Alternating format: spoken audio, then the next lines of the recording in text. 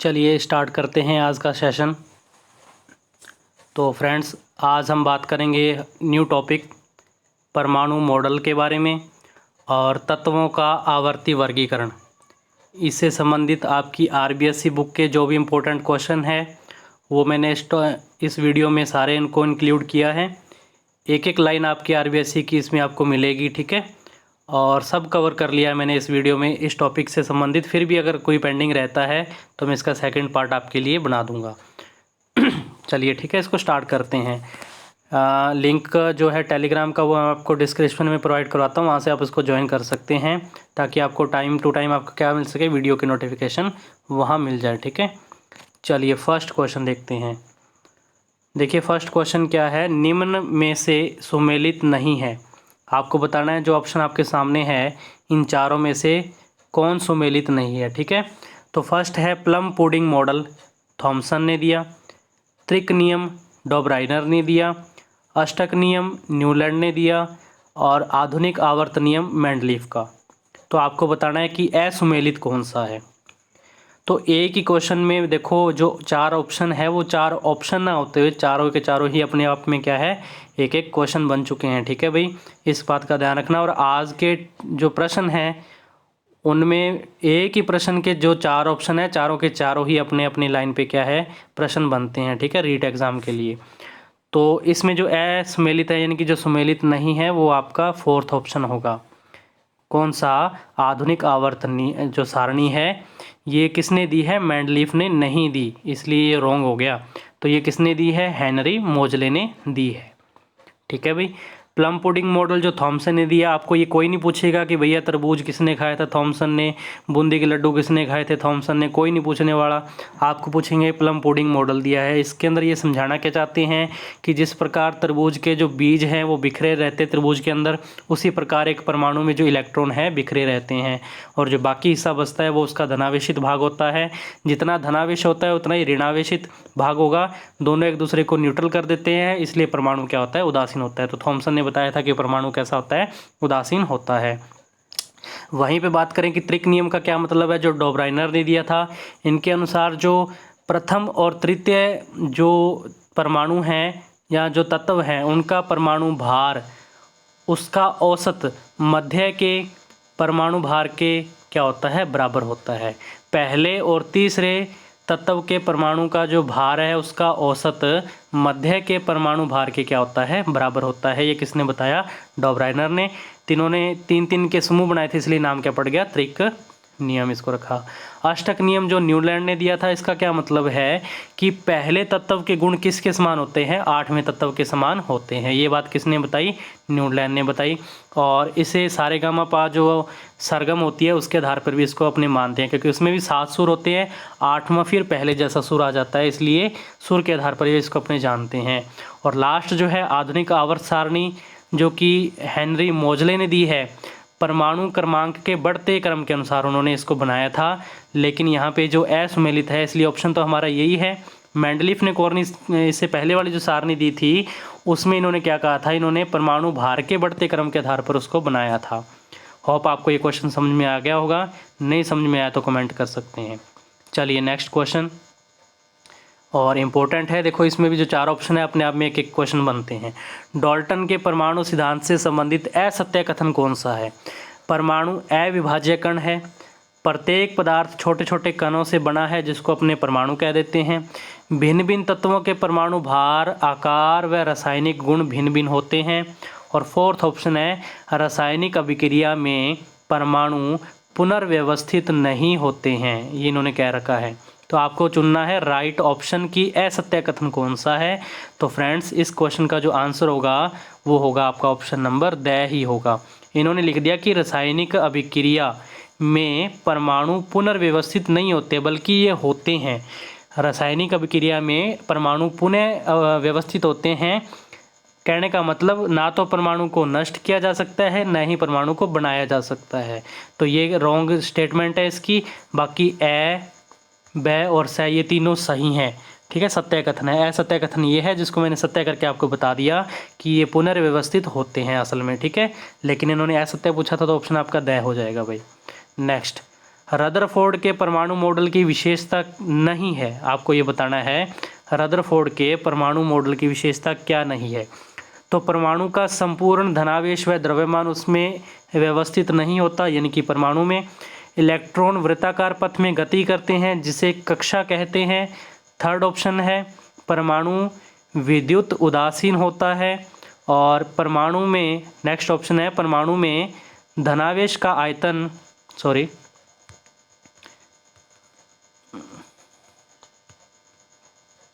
देखिए ये हमारा क्वेश्चन चल रहा है।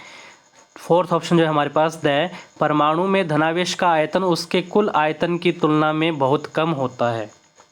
ठीक है, तो इनमें से आपको बताना क्या क्वेश्चन के अकॉर्डिंग कि रदरफोर्ड के परमाणु मॉडल की विशेषता कौन सी नहीं है। तो इसका जो आपका राइट आंसर होगा वो फर्स्ट ही होगा, ये वाला। क्या कि परमाणु का संपूर्ण धनावेश व द्रव्यमान उसमें व्यवस्थित नहीं होता, ये गलत बात है, बल्कि संपूर्ण धनावेश व द्रव्यमान उसके केंद्र में होता है, जिसको इन्होंने नाभिक नाम दिया था। ठीक है ना, नाभिक नाम दिया था। तो ये इसकी स्टेटमेंट रॉन्ग है। बाकी बैस है और द तीनों ही क्या है, सही ऑप्शन है। और ये जो है धनावेश का आयतन कुल आयतन की तुलना में बहुत कम होता है। तो धनावेश यानी कि जो नाभिक की बात कर रहे हैं, नाभिक का आयतन तो होता है 10⁻⁻15 और जो परमाणु का आयतन होता है वो होता है 10⁻⁻10। तो हम कहते हैं कि जो नाभिक है उसका आकार आयतन छोटा होता है और परमाणु का आकार क्या होता है, बड़ा होता है। नेक्स्ट, रदरफोर्ड के मॉडल की कमियां हैं। कमियां कौन सी हैं? एक एक लाइन आपकी आरबीएससी 10th क्लास के चैप्टर जो है ना तत्वों का आवर्ती वर्गीकरण, वहाँ से मैंने इनको उठा लिया है। एक ही क्वेश्चन में आपका वो पूरा मॉडल कंप्लीट होता जा रहा है। तो रिवीजन के लिए बहुत अच्छी वीडियो है, तो लाइक कीजिए, शेयर कीजिए। ठीक है। परमाणु के स्थायित्व की व्याख्या नहीं कर सका, इलेक्ट्रॉन की संरचना स्पष्ट नहीं हो सकी, मैक्सवेल सिद्धांत की व्याख्या नहीं हो सकी और उपरोक्त सभी। तो कमियां ये सारी ही हैं, इसलिए राइट ऑप्शन क्या होगा, उपरोक्त सभी इसका आंसर हो जाएगा। ठीक है भाई। मैक्सवेल सिद्धांत क्या था? इनका कहना था कि जब इलेक्ट्रॉन वृत्ताकार पथ में चक्कर लगाते हैं तो उसकी ऊर्जा में क्या होती होगी, कमी होती है, जिस कारण उसको कहाँ गिरना चाहिए था, अंत में नाभिक के अंदर। तो इस बात को ये रदरफोर्ड नहीं समझा सके कि ऐसा क्यों नहीं होता। ठीक है। और नेक्स्ट, नील्स बोर की परमाणु परिकल्पनाएं हैं। नील्स बोर की परमाणु परिकल्पनाएं कौन कौन सी हैं? इन्होंने भौतिकी के क्वांटम सिद्धांत का उपयोग किया। इन्होंने इलेक्ट्रॉन का कोणीय संवेग बताया जो कि कितना होता है, mvr=h/2π, या इसका गुणक होता है। नेक्स्ट ऑप्शन, इलेक्ट्रॉन ऊर्जा अवशोषित कर उच्च ऊर्जा स्तर व ऊर्जा उत्सर्जित कर निम्न ऊर्जा स्तर में आ जाता है। और फोर्थ है उपरोक्त सभी। आपको बताना है कि नील्स बोर के परमाणु मॉडल की जो परिकल्पनाएं हैं वो कौन सी हैं। तो ये सारे के सारे ही ऑप्शन सही हैं फ्रेंड्स, इसलिए इसका आंसर क्या होगा, उपरोक्त सभी। रीट एग्जाम में कभी ऐसा क्वेश्चन नहीं बनेगा जिसमें चारों के चारों आपको डिटेल में ऐसे दे रखे हैं। ठीक है ना, लेकिन आपकी सुविधा के लिए आपको एक ही वीडियो में सारा मैटर प्रोवाइड करवाने के लिए मैंने ये ऐसे 4 ऑप्शन बनाए हैं, ताकि आपका मॉडल जो है या आपका जो क्वेश्चन है उसके जो कॉन्सेप्ट हैं एक ही क्वेश्चन में सारे क्लियर हो जाएँ। ठीक है। तो नेक्स्ट, बोर मॉडल की कमियां। अब इन्होंने पूछ ली बोर मॉडल की कमियां क्या हैं। तो अधिक इलेक्ट्रॉन वाले परमाणु प्रतिरूप को नहीं समझाया गया, परमाणु के रैखिक स्पेक्ट्रम को नहीं समझाया गया, रासायनिक अभिक्रिया द्वारा परमाणु से अणु बनने की क्रिया को नहीं समझाया गया, और फोर्थ ऑप्शन है उपरोक्त सभी। क्वेश्चन था बोर मॉडल की कमियां, तो ये सारी की सारी बोर के मॉडल की क्या है, कमियां हैं, इसलिए राइट आंसर क्या होगा, उपरोक्त सभी हो जाएगा भाई। इन लाइनों को दोबारा पढ़ लेना, आपका क्वेश्चन कभी गलत नहीं होगा इन मॉडलों से संबंधित।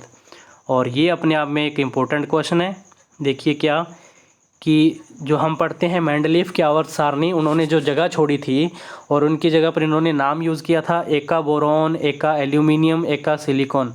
क्वेश्चन आपका ये है कि सुमेलित कौन सा है इनमें से। तो एका बोरॉन की जगह पे जब मिला था कोई तत्व तो उसका नाम रख दिया गया था स्कैंडियम। एका एल्यूमिनियम की जगह पे जो मिला था उसको कहा गया था क्या, गैलियम। एका सिलिकॉन की जगह पे जो हमें तत्व मिला था उसे बोलते हैं जर्मेनियम। तो ये तीनों ही आपस में सुमेलित हैं और इसका राइट आंसर क्या होगा, उपरोक्त सभी होगा। नेक्स्ट, एका मतलब होता है एक आगे आने वाला ना, उस हिसाब से इसको दिया था नाम। देखो नेक्स्ट क्वेश्चन क्या है, मेंडलीफ की आवर्त सारणी की कमियां। परमाणु भार के बढ़ते क्रम का पालन नहीं हुआ, समान गुण वाले तत्व अलग अलग वर्ग में व असमान गुण वाले तत्व एक ही वर्ग में आ गए। ठीक है, हाइड्रोजन व समस्थानिकों को स्थान नहीं दिया गया। तो मेंडलीफ की आवर्त सारणी की कमियां कौन सी हैं भाई? देख लो, ऑप्शन आपके सामने है, ए, ब और स। तीनों ऑप्शन में देखो कि आवर्त सारणी जो मेंडलीफ की थी उसकी कमियां क्या है। ठीक है, तो आपने नोट कर लिया होगा। मेंडलीफ की जो आवर्त सारणी थी वो परमाणु भार के बढ़ते क्रम के आधार पर इन्होंने बनाई थी, लेकिन उसमें भी इन्होंने नियम का पालन नहीं कर पाए। सबसे बड़ी इनकी ये कमी है। तीनों ही कमियां थी इनके मॉडल की। तो इसका राइट ऑप्शन क्या होगा? उपरोक्त सभी मेंडलीफ की आवर्त सारणी की तीनों ही कमियां हैं, जो तीनों आपकी 10th क्लास की जो RBSc उसमें दे रखी हैं। नेक्स्ट क्वेश्चन है और इम्पोर्टेंट क्वेश्चन, फिर से ज़रूर बताना कि आज की वीडियो आपको कैसी लगी। ठीक है, आवोगाद्रो संख्या कौन सी है आपको बताना है। इन संख्याओं को पढ़ लीजिए और मेरे को आप राइट आंसर बता दीजिए सोच के कि आवोगाद्रो संख्या कौन सी है। तो फ्रेंड्स, क्या होता है कि ये जो फर्स्ट -1.6 गुणा 10 की पावर -19 कूलाम, ये तो है इलेक्ट्रॉन का आवेश। और वहीं पे अगर हम बात करें कि प्रोटॉन पे कितना आवेश होता है, तो बस इस माइनस की जगह पे निशान किसका आ जाएगा? प्लस का। तो वो किसका आवेश हो जाएगा? प्रोटॉन के लिए। तो अभी तो ये इलेक्ट्रॉन का आवेश लिखा पड़ा है, तो फिर आवोगाद्रो संख्या तो नहीं है। इसी प्रकार नेक्स्ट है 9.1 गुणा 10 की पावर -31 किलोग्राम। ये तो इलेक्ट्रॉन का द्रव्यमान है भाई, ये तो इलेक्ट्रॉन का द्रव्यमान है, तो ये भी नहीं है। नेक्स्ट है 1.67 गुणा 10 की पावर -27 किलोग्राम। ये क्या है? ये है आपका प्रोटॉन और न्यूट्रॉन का द्रव्यमान। सेम ही होता है, प्रोटॉन का और न्यूट्रॉन का ये द्रव्यमान है, तो ये भी नहीं है। इसलिए लास्ट ऑप्शन आपका है 6.022 गुणा 10 की पावर 23। ये है आपकी आवोगाद्रो संख्या, जो कि एग्ज़ाम में पूछी जा सकती है। तो देखो, ए, ब, स, द, ये 4 क्वेश्चन है आपके, 4 ऑप्शन नहीं है। हर एक ऑप्शन का आपको मैंने डिटेल में मीनिंग बता दिया। ठीक है, टाइम ख़राब करने को तो एक एक देखो लाइन को उठा के मैं अलग अलग क्वेश्चन बना दूं, तो वो तो टाइम ख़राब करने वाली बात है ना। जितना जल्दी रिवीजन हो सके उतना ही फ़ायदा होता है। इस चीज़ को सोचते मैंने ये क्वेश्चन प्रिपेयर किए हैं। समभारिक के लिए सत्य कथन कौन सा है? इनके परमाणु में न्यूट्रॉन व प्रोटॉन की संख्या का योग समान होता है। दोनों परमाणु में प्रोटॉन की संख्या अलग अलग होती है। अब ये दोनों परमाणु कौन से हुए? जो यहाँ हम परमाणुओं की बात कर रहे हैं। समभारिक में 2 परमाणु होते हैं ना, अलग अलग परमाणु होते हैं। कल मैंने इसके पहले वाली वीडियो में इसकी डेफिनेशन बता दी थी कि 2 अलग परमाणु होंगे, तो उनके जो न्यूट्रॉन और प्रोटॉन है उनकी संख्या का योग तो होता है समान, लेकिन दोनों परमाणु में प्रोटॉन की संख्या क्या होती है? अलग अलग होती है। कैल्शियम व ऑर्गन और कार्बन 14 व नाइट्रोजन 14 ये समभारिक के क्या हैं? उदाहरण हैं।